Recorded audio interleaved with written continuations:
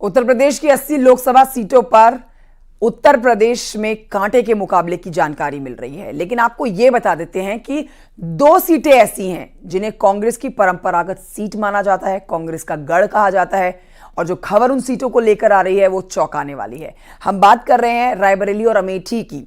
देखिए, अब तक कांग्रेस प्रत्याशी के नाम तय भी नहीं हो पाए हैं और जिन नामों की चर्चा लगातार हो रही है उन नामों पर भी संशय बना हुआ है। देखिए रिपोर्ट।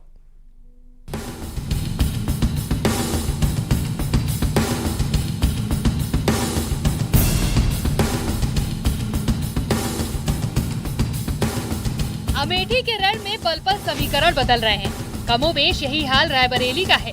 वजह है राहुल प्रियंका की कभी हाँ कभी ना। अब सूत्रों के हवाले से खबर आ रही है कि राहुल प्रियंका ने अब तक अमेठी रायबरेली से चुनाव लड़ने की हामी नहीं भरी।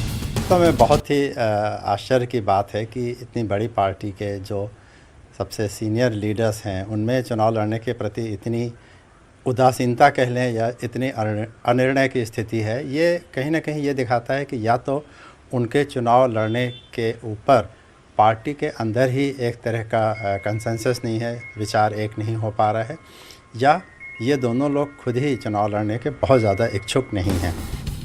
सूत्रों के हवाले से खबर है कि राहुल गांधी एक ही परिवार के सभी सदस्यों के संसद में होने को राजनीतिक रूप से सही नहीं मानते। इस मसले पर मल्लिकार्जुन खड़गे और वेणुगोपाल में बातचीत जारी है। वहीं कल प्रियंका गांधी और खड़गे के बीच भी इसी मुद्दे पर बातचीत हुई थी। तो क्या ये माना जाए कि राहुल गांधी परिवारवाद के खिलाफ खड़े हैं? क्योंकि पीएम मोदी ने भी कांग्रेस सपा के परिवारवाद पर न्यूज़ 18 के इंटरव्यू के दौरान करारा प्रहार किया था।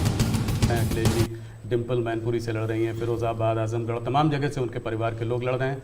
हो सकता है कि कहते हैं कि गांधी लोग भी शायद वापस अमेठी और रायबरेली से लड़े। तो उसमें आप इस चुनाव को कैसे देखते हैं? राहुल जी, आप जितने गर्व से सब उतरे हैं 4 बार बोल रहे हैं। नहीं गर्व ये मजबूरी है कि क्या है? परिवार के लोगों को उतारना पड़ रहा है, ये मजबूरी है। ये उनका मूल कैरेक्टर के इसके सिवा उनके पास कोई है ही नहीं।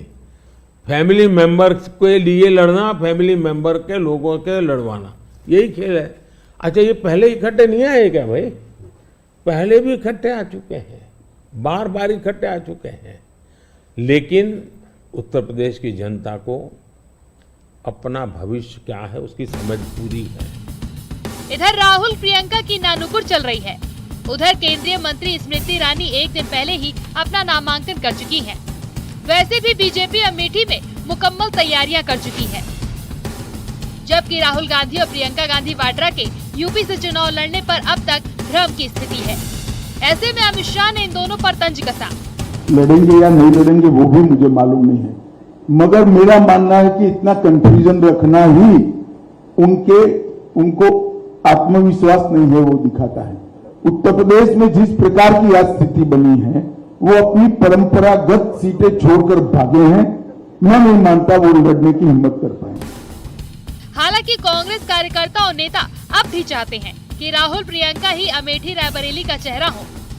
वहीं कांग्रेस नेता पीएल पुनिया ने भी यूपी कांग्रेस कमेटी से राहुल प्रियंका को अमेठी रायबरेली से लड़ने का प्रस्ताव भेजे जाने की बात कही है।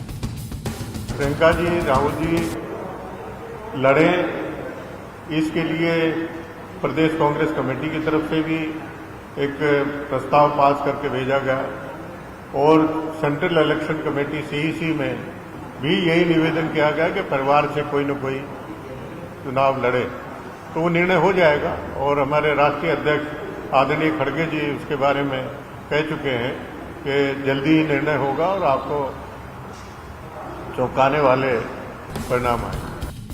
यानी एक बात तो साफ है, परिवारवाद पर पीएम मोदी का प्रहार विपक्ष पर असर कर रहा है। एंड पहले राहुल प्रियंका गांधी का मन डगमगाना इस बात का इशारा है। सवाल ये है कि अगर राहुल प्रियंका अमेठी रायबरेली सीट से नहीं उतरे तो कौन विपक्ष का चेहरा होगा और कम वक्त में इंडिया ब्लॉक कैसे चुनाव की तैयारी करेगी? Bureau report, news 18।